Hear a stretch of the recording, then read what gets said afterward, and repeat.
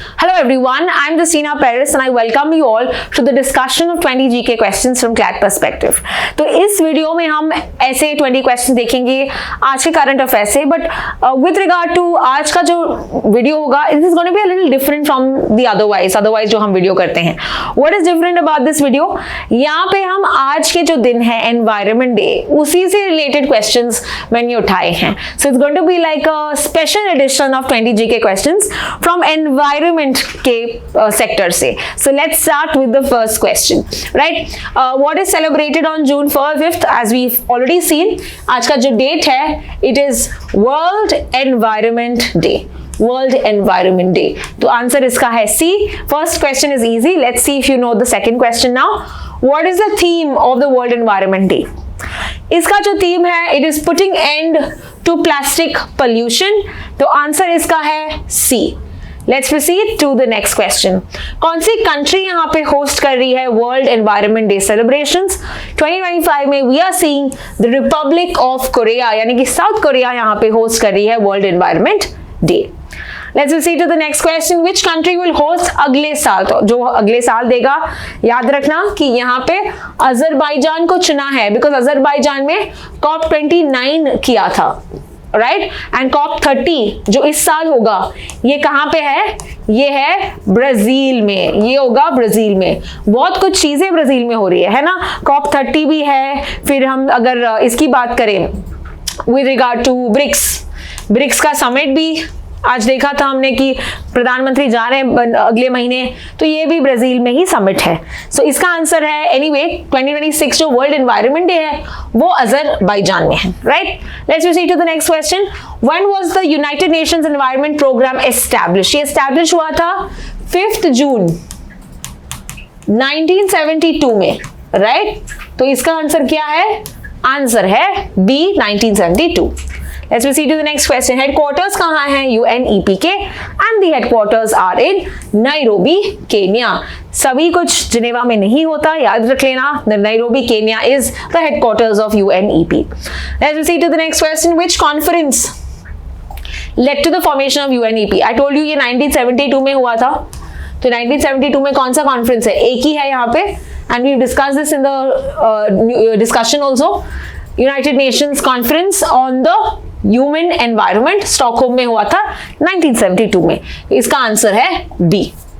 अगला question, what is India's target for renewable energy capacity? हमने देखा कि we want to create 500 gigawatts by 2030. Right, तो answer है यहाँ पे सी 500 गीगावाट्स. ये हमने अनाउंस किया था. Next, by which year does India aim to achieve net zero?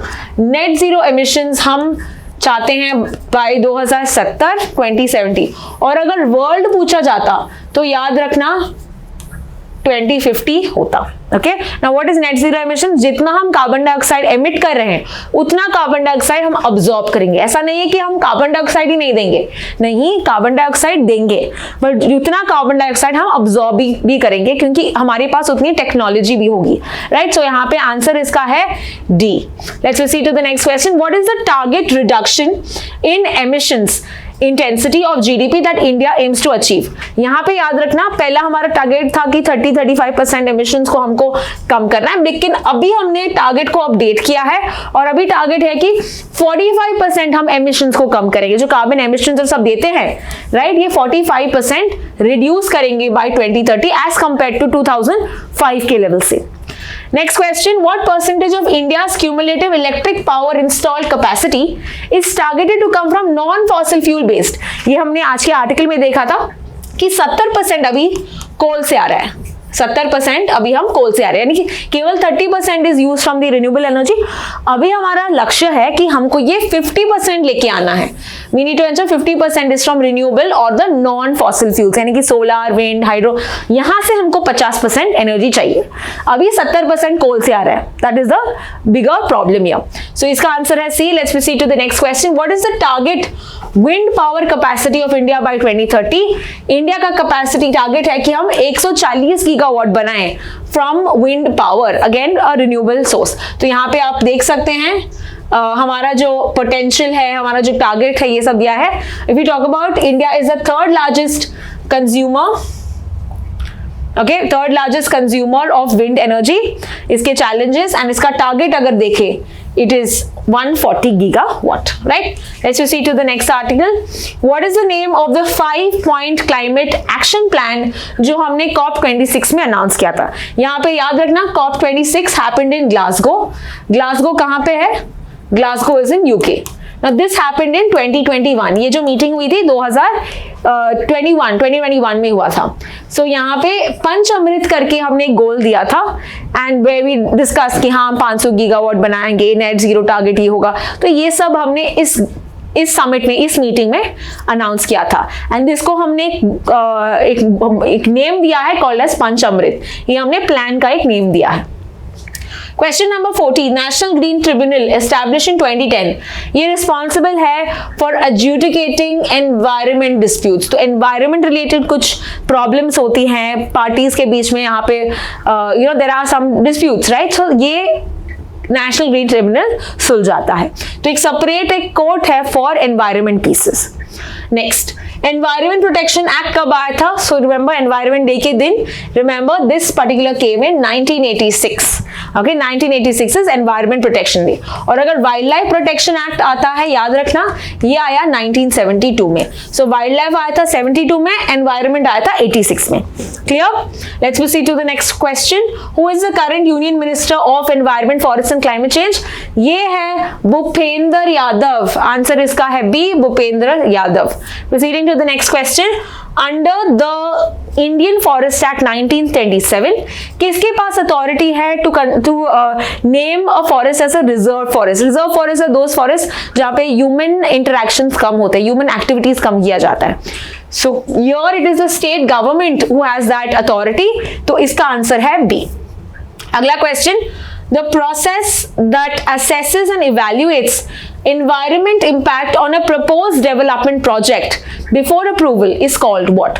तो यहाँ पे imagine एक लैंड है जहाँ पे फॉरेस्ट लैंड है, ठीक है, और इस लैंड में मुझे क्या करना है? मुझे एक बड़ा सा रिसोर्ट बनाना है.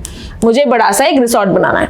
तो रिसोर्ट बनाने से पहले मुझे यहाँ पे इवैल्यूएट करना होगा कि इसका एनवायरनमेंट पे क्या इम्पैक्ट हो रहा है, राइट? बिफोर इसको अप्रूवल देने से मुझे, बिफोर मेकिंग दिस प्रोजेक्ट, मुझे चेक करना होगा कि एनवायरनमेंट पे ये कितना स्ट्रेन कर रहा है, ओके, या कितना ये इम्पैक्ट कर रहा है.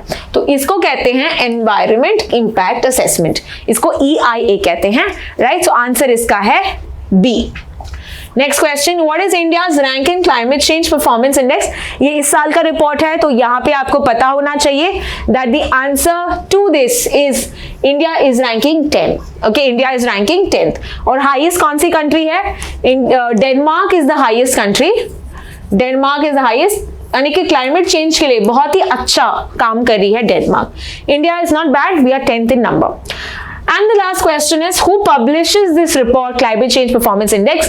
ये हमने पहले भी किया है. It is the German Watch, New Climate Institute and Climate Action Network. So इसका आंसर है B. So all right folks, this is all from my end. I hope you found this a very interesting MCQ section. Do let us know with regard to what do you think about, जैसे हमने आज environment related questions देखे, not usually हम ये करते हैं, तो आपके यहाँ पे क्या राय है? What are your suggestions? What is your feedback? We'd like to know. Thank you so much for watching.